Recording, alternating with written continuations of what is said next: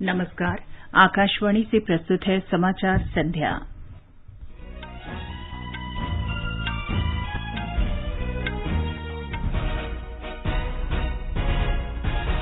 असम, पश्चिम बंगाल, तमिलनाडु, केरल और पुदुचेरी में विधानसभा चुनाव के लिए प्रचार चरम पर। देश में अब तक 7 करोड़ 30 लाख से अधिक कोविड टीके लगाए गए। केंद्र ने कोविड संक्रमण रोकने के लिए राज्यों से कंटेनमेंट जोन और माइक्रो कंटेनमेंट जोन बनाने और जांच में तेजी लाने को कहा। स्वास्थ्य मंत्री डॉक्टर हर्षवर्धन ने असाध्य रोगों के लिए राष्ट्रीय नीति 2021 को मंजूरी दी। देश में निर्यात मार्च में 58% से अधिक बढ़ोतरी के साथ $34 अरब तक पहुंचा। सीबीएसई अगले शैक्षिक सत्र के लिए 9वीं से 12वीं कक्षा तक के पाठ्यक्रम में कोई कटौती नहीं करेगा। छत्तीसगढ़ के बीजापुर जिले में माओवादियों के साथ मुठभेड़ में सुरक्षा बलों के 5 जवान शहीद। बांग्लादेश में कोविड मरीजों की संख्या में तेजी से बढ़ोतरी के कारण सोमवार से देशव्यापी लॉकडाउन। दुबई पैरा बैडमिंटन अंतर्राष्ट्रीय प्रतियोगिता में भारतीय खिलाड़ियों ने 17 पदक सुनिश्चित किए और मायामी ओपन टेनिस टूर्नामेंट के महिला सिंगल्स फाइनल में आज रात विश्व की नंबर 1 खिलाड़ी एश्ले बार्टी का मुकाबला कनाडा की बियांका आंद्रेस्क्यू से होगा। समाचार संध्या में नईम अख्तर के साथ मैं चंद्रिका जोशी। कोविड मरीजों की संख्या फिर से बढ़ रही है। श्रोताओं से अपील है कि कोई भी कोताही न बरतें, सुरक्षा के सभी उपायों का पालन करें और 45 वर्ष से अधिक आयु के सभी लोग निसंकोच टीका लगवाएं। सुरक्षित रहें और 3 आसान उपायों का पालन करें। मास्क पहनें, 2 गज दूरी है जरूरी, सुरक्षित दूरी बनाए रखें, हाथ और मुंह साफ रखें। और अब समाचार विस्तार से। पश्चिम बंगाल, असम, तमिलनाडु, केरल और पुदुचेरी में विधानसभा चुनाव प्रचार चरम पर पहुंच गया है। प्रचार अभियान का एक दिन शेष रह गया है। सभी राजनीतिक दलों के नेता मतदाताओं को लुभाने में कोई कसर नहीं छोड़ रहे हैं और विभिन्न राजनीतिक दल रैलियां कर रहे हैं और घर घर जाकर भी मतदाताओं से संपर्क किया जा रहा है। पश्चिम बंगाल और असम में तीसरे चरण का, तमिलनाडु, केरल और पुदुचेरी में एक चरण में 6 अप्रैल को मतदान होगा। भारतीय जनता पार्टी के वरिष्ठ नेता और प्रधानमंत्री नरेंद्र मोदी ने कहा कि किसानों और श्रमिकों सहित बंगाल के लोग अब तृणमूल कांग्रेस के 10 वर्ष के शासन से मुक्ति चाहते हैं। पश्चिम बंगाल के हुगली जिले में ताड़केश्वर में एक चुनाव सभा में उन्होंने कहा कि बंगाल के लोग विकास के साथ चलने का संकल्प ले चुके हैं और असली परिवर्तन चाहते हैं। श्री मोदी ने कहा कि मतदान के 2 चरणों के बाद मुख्यमंत्री ममता बनर्जी अपनी हार स्वीकार कर चुकी हैं। वे निराशा में चुनाव आयोग और सुरक्षा बल के जवानों पर आरोप लगा रही हैं।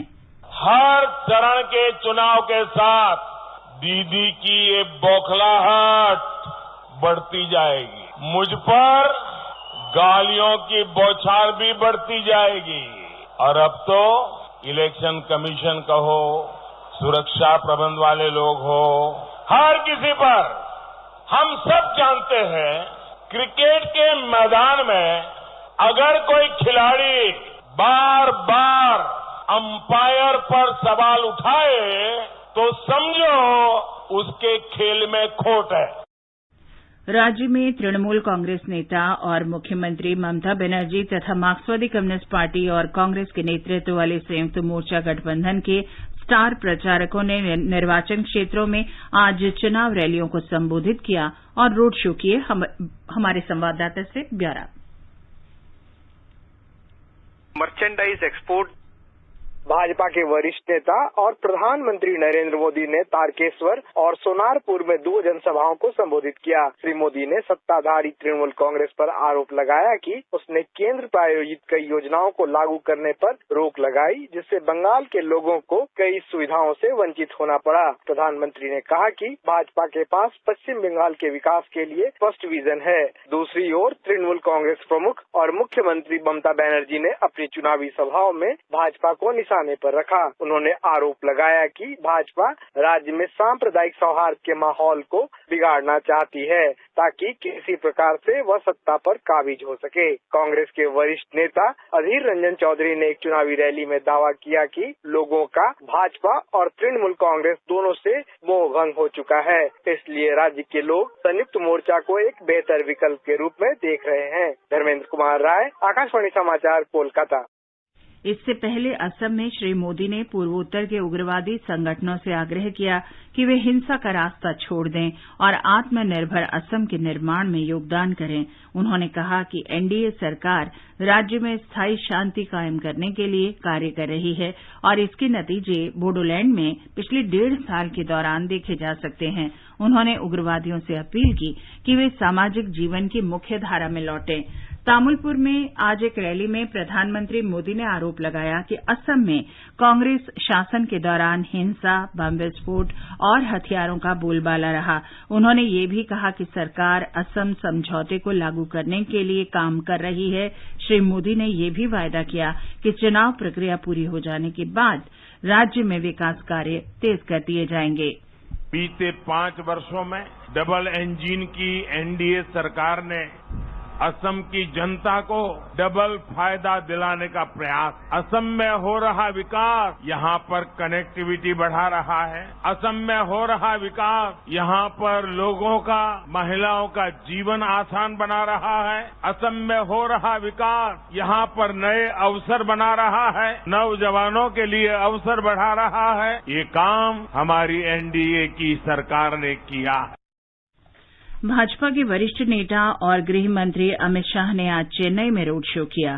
तिरुनेलवेली में आयोजित एक जनसभा में अमित शाह ने कांग्रेस और डीएमके पर स्वार्थी और भ्रष्ट होने का आरोप लगाया। डीएमके नेता एमके स्टालिन ने ऑल इंडिया अन्ना डीएमके पर तमिलनाडु के लोगों के हितों के साथ समझौता कर केंद्र के सामने झुकने का आरोप लगाया। एक रिपोर्ट। राज्य में चुनावी बिगुल बज चुका है। सभी राजनीतिक दल प्रचार में जुटे हैं। हालांकि मेट डिपार्टमेंट ने प्रचलित गर्मी की लहर की चेतावनी जारी की है, लेकिन पार्टियां कोई भी कसर नहीं छोड़ रही। सभी राजनीतिक दल के नेता ये भी सुनिश्चित कर रहे हैं कि वे मतदाताओं से मिलने के लिए कोने कोने तक पहुंचे। राजनीतिक दलों के आरोपों और काउंटर आरोपों ने मतदाताओं के लिए अपनी पसंदीदा उम्मीदवार का आकलन करने का मूड बना दिया है। तमिलनाडु ने देश भर के कई स्टार प्रचारकों को चुनावी प्रचार में देखा है। राजनीतिक विश्लेषकों ने इस चुनाव को राज्य के भविष्य के लिए महत्वपूर्ण माना है। जॉय के साथ आकाशवाणी समाचार के लिए चेन्नई से मैं दीक्षा सक्सेना। केंद्र शासित प्रदेश पुदुचेरी में विधानसभा चुनाव के मद्देनजर निर्वाचन आयोग ने पिछले 48 घंटे से विभिन्न मानक संचालन प्रक्रियाएं जारी की हैं। निर्वाचन आयोग के दिशा निर्देशों के अनुसार पुदुचेरी के जिला अधिकारी ने कल शाम 7 बजे से धारा 144 लागू कर दी है। ब्यौरा हमारी संवाददाता से। जिला मजिस्ट्रेट श्रीमती पूर्वा गर्ग ने एक प्रेस विज्ञप्ति में कहा कि स्वतंत्र और निष्पक्ष तरीके से सुचारू चुनाव कराने और आदर्श आचार संहिता का कड़ाई से पालन कराने के लिए धारा 144 लगाई गई है। 4 अप्रैल यानी कल शाम 7 बजे से 7 अप्रैल की सुबह 7 बजे तक पूरे पुदुचेरी जिले में लोगों का गैर कानूनी रूप से एकत्रित होना, आंदोलन करना, जनसभाएं करना, किसी भी व्यक्ति द्वारा हथियार, लाठियां, बैनर आदि का प्रदर्शन करना, नारेबाजी करना, लाउड स्पीकर का उपयोग करना तथा जनता की शांति को भंग करने का प्रयास करना प्रतिबंधित है। इसके अलावा आज शाम 7 बजे से 7 अप्रैल की सुबह 7 बजे तक मोटरसाइकिल रैलियां करने पर भी रोक लगाई गई है। हालांकि 48 घंटों के दौरान घर घर जाकर प्रचार किया जा सकता है। इस आदेश का उल्लंघन करने पर संबंधित प्रावधानों के तहत कानूनी कार्रवाई की जाएगी। पुदुचेरी से चंद्रमोहन की रिपोर्ट के साथ समाचार कक्ष से मनीषा खन्ना। केरल में कांग्रेस नेता राहुल गांधी ने आरोप लगाया कि केरल में बेरोजगारी की दर बहुत ऊंची है और राज्य की अर्थव्यवस्था संकट में है। राज्य के मुख्यमंत्री पिनरई विजयन ने कहा कि कांग्रेस और भारतीय जनता पार्टी के नेता केरल की गलत छवि पेश कर रहे हैं। इस बीच राज्य के पुलिस प्रमुख लोकनाथ बहेड़ा ने कहा है कि सुचारू रूप से चुनाव कराने के लिए सभी प्रबंध कर लिए गए हैं। असम में मुख्यमंत्री सर्बानंद सोनोवाल, केंद्रीय मंत्री जितेंद्र सिंह और अनुराग ठाकुर ने रैलियों को संबोधित किया। हिमंत बिस्व शर्मा ने भी निर्वाचन आयोग का प्रतिबंध हटने के बाद आज गुवाहाटी में रोड शो किया। All India United democratic front के अध्यक्ष बदरुद्दीन अजमल ने दक्षिण सलमारा में रैली की। कांग्रेस के वरिष्ठ नेता भूपेश बघेल, रिपुन बोरा, प्रद्युत बोरदोलाई, बोडोलैंड पीपल्स फ्रंट के अध्यक्ष हग्रामा महिलारी तथा असम गण परिषद के नेताओं ने भी चुनाव प्रचार किया। निर्वाचन आयोग ने भारतीय जनता पार्टी के वरिष्ठ नेता और असम में मंत्री हेमंत बिस्व शर्मा के चुनाव प्रचार पर रोक 48 घंटे से घटाकर 24 घंटे कर दी है। इससे पहले आयोग ने चुनाव आचार संहिता के उल्लंघन के आरोप में उन पर 48 घंटे चुनाव प्रचार पर रोक लगा दी थी। बोडोलैंड पीपल्स फ्रंट के हग्रामा मोहिलारी को धमकाने के आयोग ने निंदा की थी। हेमंत बिस्व शर्मा के बिना शर्त माफी मांगने और चुनाव आचार संहिता के पूर्ण अनुपालन के आश्वासन के बाद निर्वाचन आयोग ने प्रचार पर रोक की अवधि कम की। राष्ट्रीय जनतांत्रिक गठबंधन की सहयोगी अन्ना द्रमुक के अधिवक्ता प्रकोष्ठ के संयुक्त सचिव ने कल आयकर विभाग की छापेमारी के संबंध में चुनाव आयुक्त से हस्तक्षेप की मांग की है। अधिवक्ता बाबू मुरुगावेल ने मुख्य चुनाव आयुक्त को दिए एक ज्ञापन में कहा कि अन्ना द्रमुक के मंत्री के.पी. अम्बालागन, एम.सी. संपत, के.टी. राजेंद्र बालाजी और स्वास्थ्य मंत्री के मित्रों के आवासों और प्रतिष्ठानों तथा थेनी जिले के पार्टी पदाधिकारियों के घरों पर आयकर विभाग के छापे राजनीति से प्रेरित हैं। देश में 7,30,54,000 से अधिक लोगों को कोविड वैक्सीन की खुराक दी जा चुकी है। स्वास्थ्य मंत्रालय ने बताया है कि पिछले 24 घंटे के दौरान 30,93,000 से अधिक लोगों को वैक्सीन दी गई। इस बीच देश में कोविड रोगियों के स्वस्थ होने की दर 93.36% हो गई है। पिछले 24 घंटे के दौरान 44,000 से ज्यादा रोगी स्वस्थ हुए हैं। मंत्रालय ने कहा कि 1,15,00,000 से अधिक लोग इस बीमारी से ठीक हो चुके हैं। फिलहाल देश में 6,58,000 से अधिक संक्रमित लोगों का इलाज चल रहा है। ये आंकड़ा कुल संक्रमित मामलों का मात्र 5.32% है। केंद्र सरकार ने राज्यों में कोविड संक्रमण रोकने के लिए जांच का दायरा बढ़ाने और कंटेनमेंट जोन तथा माइक्रो कंटेनमेंट जोन स्थापित करने के लिए कहा है। कोविड और इससे होने वाली मौत में बढ़ोतरी वाले 11 राज्यों और केंद्र शासित प्रदेशों से तत्काल और प्रभावी उपाय करने के साथ ही मानक दिशा निर्देशों का कड़ाई से पालन करने को भी कहा गया है। इनमें महाराष्ट्र, पंजाब, कर्नाटक, दिल्ली, हरियाणा और छत्तीसगढ़ शामिल हैं। मंत्रिमंडल सचिव राजीव गौबा ने कल सभी राज्यों और केंद्र शासित प्रदेशों के मुख्य सचिवों, पुलिस महानिदेशकों और स्वास्थ्य सचिवों के साथ एक उच्च स्तरीय समीक्षा बैठक की अध्यक्षता की। बैठक में बताया गया कि टियर 2 और टियर 3 शहरों के साथ साथ अर्ध शहरी क्षेत्रों में हाल ही में कोविड मरीजों की संख्या में वृद्धि दर्ज की गई है। इस संक्रमण के ग्रामीण क्षेत्रों में फैलने से स्वास्थ्य के बुनियादी ढांचे सहित स्थानीय प्रशासन पर भी भारी दबाव पड़ेगा। राज्यों को ये सुनिश्चित करने के लिए कहा गया कि वो कोविड नमूनों की जांच तेज करें ताकि संक्रमण की पॉजिटिविटी दर 5% या उससे नीचे ही बनी रहे। महाराष्ट्र में कोविड के संक्रमण के बढ़ने के बीच राज्य की शिक्षा मंत्री वर्षा गायकवाड़ ने आज राज्य बोर्ड के कक्षा प्रथम से 8वीं तक के सभी विद्यार्थियों को बिना परीक्षा के उत्तीर्ण करने की घोषणा की। इस बीच राज्य के बुल्ढाना जिले में कोरोना आदेश के उल्लंघन करने पर 1011 लोगों के खिलाफ मामला दर्ज किया गया है। इन लोगों ने हजरत हाजी अब्दुल रहमान उर्फ सैलानी बाबा दरगाह की यात्रा उत्सव का आयोजन किया था। हर वर्ष होली में संदल यात्रा का आयोजन होता है, लेकिन इस साल कोविड मरीजों की बढ़ती संख्या को देखते हुए जिला कलेक्टर ने यात्रा रद्द करने के आदेश दिए थे। रेल मंत्री पीयूष गोयल ने कोविड महामारी के दौर में पूरी निष्ठा और मेहनत से काम करने तथा कार्य करने के नए कीर्तिमान बनाने के लिए रेलकर्मी परिवार के प्रति आभार व्यक्त किया है। सभी रेलकर्मियों को संबोधित एक पत्र में श्री पीयूष गोयल ने कहा कि उनके धैर्य और दृढ़ संकल्प ने अभूतपूर्व संकट से उबरने में सफलता मिली। हमारे संवाददाता ने खबर दी है कि रेल मंत्री ने महामारी के दौरान रेल परिवार को हुए नुकसान का जिक्र करते हुए कहा कि इसे कभी नहीं भुलाया जा सकेगा। अपने पत्र में श्री पीयूष गोयल ने कहा कि रेल परिवार ने खुद को राष्ट्र सेवा में समर्पित किया है और जब पूरा राष्ट्र ठहर गया था तो रेल कर्मचारियों ने एक दिन की भी छुट्टी नहीं ली और जोखिम में भी पहले से ज्यादा परिश्रम करते रहे ताकि अर्थव्यवस्था के पहियों को चालू रखा जा सके। रेलवे ने आवश्यक वस्तुओं की निर्बाध आपूर्ति सुनिश्चित की, चाहे वो बिजली संयंत्रों के लिए कोयला हो या उपभोक्ताओं के लिए खाद्यान्न। वहीं 4,621 श्रमिक स्पेशल ट्रेन की सहायता से 63 लाख से अधिक फंसे हुए नागरिकों को उनके गंतव्य स्थान तक पहुंचाया गया। किसान रेल सेवा देश के अन्नदाताओं को बड़े बाजारों बाजारों से जोड़ने का माध्यम साबित हुआ। 1233 मिलियन टन माल की ढुलाई की गई, जो किसी भी वर्ष की तुलना में सबसे अधिक है। वहीं पिछले वित्तीय वर्ष में 6000 से ज्यादा रेल रूट किलोमीटर विद्युतीकरण का कार्य भी पूरा किया गया। सभा के कार्य के साथ आनंद कुमार, आकाशवाणी समाचार, दिल्ली। आकाशवाणी का समाचार सेवा प्रभाग कोविड पर एक विशेष फोन इन कार्यक्रम प्रसारित करेगा।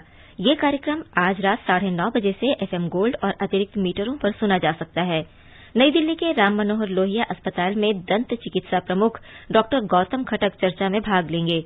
श्रोता टोल फ्री नंबर 1800115767 और लैंडलाइन नंबर 01123314444 पर अपने सवाल पूछ सकते हैं।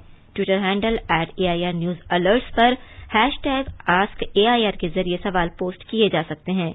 ये कार्यक्रम news on AIR mobile app पर भी उपलब्ध है। ये समाचार हमारी वेबसाइट newsonair.com/hindi और हमारे mobile app news on AIR पर भी उपलब्ध हैं। चलो मिलकर एक शुरुआत करें, चलो एक फैसला आज करें, मास्क नहीं तो टोकेंगे, कोरोना को रोकेंगे, चलो एक इरादा करते हैं, चलो खुद से वादा करते हैं, मास्क नहीं तो टोकेंगे, कोरोना को रोकेंगे। समाचार संध्या में आपका फिर स्वागत है। आगे बढ़ने से पहले मुख्य समाचारों पर एक नजर। असम, पश्चिम बंगाल, तमिलनाडु, केरल और पुदुचेरी में विधानसभा चुनाव के लिए प्रचार चरम पर। देश में अब तक 7 करोड़ 30 लाख से अधिक कोविड टीके लगाए गए। केंद्र ने कोविड संक्रमण रोकने के लिए राज्यों से कंटेनमेंट जोन और माइक्रो कंटेनमेंट जोन बनाने और जांच में तेजी लाने को कहा। स्वास्थ्य मंत्री डॉक्टर हर्षवर्धन ने असाध्य रोगों के लिए राष्ट्रीय नीति 2021 को मंजूरी दी। इस नीति से इलाज के खर्च में कमी आएगी। देश में निर्यात मार्च में 58% से अधिक बढ़ोतरी के साथ $34 अरब तक पहुंचा। CBSE अगले शैक्षिक सत्र के लिए 9वीं से 12वीं कक्षा तक के पाठ्यक्रम में कोई कटौती नहीं करेगा। छत्तीसगढ़ के बीजापुर जिले में माओवादियों के साथ मुठभेड़ में सुरक्षा बलों के 5 जवान शहीद। बांग्लादेश में कोविड मरीजों की संख्या में तेजी से बढ़ोतरी के कारण सोमवार से देशव्यापी लॉकडाउन। दुबई पैरा बैडमिंटन अंतर्राष्ट्रीय प्रतियोगिता में भारतीय खिलाड़ियों ने 17 पदक सुनिश्चित किए। मायामी ओपन टेनिस टूर्नामेंट के महिला सिंगल्स फाइनल में आज रात विश्व की नंबर 1 खिलाड़ी एश्ले बार्टी का मुकाबला कनाडा की बियांका आंद्रेस्क्यू से होगा। केंद्रीय स्वास्थ्य मंत्री डॉक्टर हर्षवर्धन ने राष्ट्रीय असाध्य रोग नीति 2021 को मंजूरी दे दी है। उन्होंने ये मंजूरी 31 मार्च को दी। ये नीति स्वास्थ्य मंत्रालय की वेबसाइट पर देखी जा सकती है। विभिन्न पक्षकार पिछले कुछ समय से असाध्य रोगों के प्रबंधन और बचाव के लिए एक व्यापक नीति की मांग कर रहे थे। विभिन्न पक्षकारों और विशेषज्ञों के साथ कई सलाह मशविरों के बाद इस नीति को अंतिम रूप दिया गया है। इस नीति का उद्देश्य असाध्य रोगों के इलाज की लागत कम करना और इन पर राष्ट्रीय शोध को बढ़ावा देना है। इससे संबंधित दवाइयों का उत्पादन स्थानीय स्तर पर किया जा सकेगा और इलाज में कम लागत आएगी। इस नीति में एक राष्ट्रीय रजिस्टर बनाने का भी प्रावधान किया गया है, जिसमें संबंधित आंकड़े तैयार हो सकेंगे। देश का निर्यात 2021 में $34 अरब तक पहुंच गया। पिछले वर्ष इसी महीने में 21 अरब 49 करोड़ का निर्यात हुआ था। इस तरह निर्यात में 58.23% की वृद्धि हुई है। देश का आयात मार्च 2021 में 48 अरब 12 करोड़ का रहा, जबकि पिछले वर्ष इसी महीने में 31 अरब 47 करोड़ का आयात हुआ था। इस तरह मार्च के दौरान आयात में 52.89% की तेजी आई। मार्च 2021 में भारत का व्यापार घाटा 14 अरब 11 करोड़ का रहा, जबकि पिछले वर्ष के इसी महीने में ये राशि 9 अरब 98 करोड़ थी। इस तरह व्यापार घाटे में 41.4% का सुधार हुआ।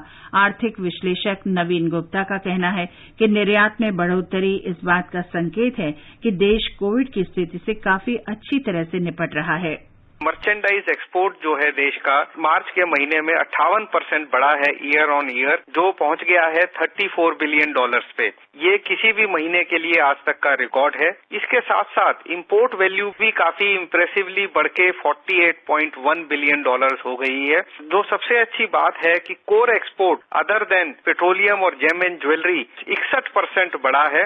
ये बताता है कि जो देश के लिए कोविड की वजह से जो संकट आया था वो कहीं हद तक देश ने बड़ी अच्छी तरह संभाल लिया है, जो सरकार की पॉलिसीज रही। और जो हमारा सप्लाई साइड है जो बड़ा इम्पोर्टेंट रहता है, वो जो प्राइवेट कंजम्पशन बढ़ी है, जिसका पता चलता है कि वो जीएसटी की फिगर्स 1,24,000 करोड़ आई थी, उसके लिए पूरी तरीके से तैयार है। और जो फ्रेश कोविड के केसेज आ रहे हैं उसकी वजह से इकोनॉमी पे ज्यादा असर नहीं पड़ेगा। छत्तीसगढ़ में बस्तर संभाग के बीजापुर जिले में आज माओवादियों के साथ मुठभेड़ में 5 सुरक्षाकर्मी शहीद हो गए और 12 अन्य घायल हो गए। पुलिस ने घटनास्थल से एक महिला माओवादी का शव बरामद किया है। एक रिपोर्ट। छत्तीसगढ़ के दक्षिण बस्तर इलाके में माओवादियों के मौजूद होने की सूचना मिलने के बाद कल से सुरक्षा बलों ने संयुक्त अभियान शुरू किया था। इस अभियान में सीआरपीएफ, कोबरा बटालियन के साथ ही डिस्ट्रिक्ट रिजर्व गार्ड और स्पेशल टास्क फोर्स के करीब 2000 जवान शामिल थे। आज दोपहर करीब 12 बजे सुकमा और बीजापुर जिले की सीमा पर जगरगुंडा इलाके में जोनागोड़ा गांव के पास माओवादियों ने घात लगाकर सुरक्षा बलों पर हमला किया। जवानों ने भी जवाबी फायरिंग की। यह मुठभेड़ करीब 3 घंटे तक चली। घटना की सूचना मिलते ही अतिरिक्त बल मौके के लिए रवाना किया गया। वहीं घायलों को मुठभेड़ स्थल से निकालने के लिए वायुसेना के 3 हेलीकॉप्टरों के साथ ही 9 एम्बुलेंस भेजी गई हैं। विकल्प शुक्ला, आकाशवाणी समाचार, रायपुर। मुंबई में एक विशेष अदालत ने उद्योगपति मुकेश अंबानी के आवास के निकट विस्फोटक से भरे वाहन तथा कारोबारी मनसुख हिरेन की मौत के मामले में निलंबित पुलिस अधिकारी सचिन वाजे की राष्ट्रीय अन्वेषण अभिकरण एनआईए की हिरासत आज 7 अप्रैल तक बढ़ा दी। मुंबई पुलिस की अपराध शाखा ने सहायक निरीक्षक सचिन वाजे को एनआईए ने 13 मार्च को गिरफ्तार किया था। इसके बाद अदालत ने उन्हें एनआईए की हिरासत में भेज दिया। हिरासत अवधि खत्म होने पर एनआईए ने आज सचिन वाजे को विशेष अदालत में पेश किया था। गृह मंत्रालय ने आज कहा कि पंजाब के सीमाई गांवों में बंधुआ मजदूरों के मुद्दे पर राज्य के किसानों को दोष नहीं दिया गया है। मंत्रालय ने केवल मानव तस्कर गिरोहों के खिलाफ उचित कार्रवाई करने को कहा है। गृह मंत्रालय ने कहा है कि मीडिया के एक वर्ग में ये गलत खबरें छापी गई हैं कि मंत्रालय ने पंजाब सरकार को राज्य में किसानों के खिलाफ गंभीर आरोप लगाते हुए पत्र लिखा है। मंत्रालय ने कहा है कि ऐसी खबरें गुमराह करने वाली हैं। इनमें तथ्यों को गलत तरीके से पेश किया गया है। ये पत्र श्रम और रोजगार मंत्रालय के सचिव को भी भेजा गया है और उनसे सभी राज्यों को इस संबंध में जानकारी देने को कहा है। गृह मंत्रालय ने कहा है कि कुछ समाचार पत्रों में इस पत्र में मंत्रालय पर पंजाब के किसानों के खिलाफ होने का गंभीर आरोप लगाया है और इसे चल रहे किसान विरोधी प्रदर्शन से जोड़ दिया है।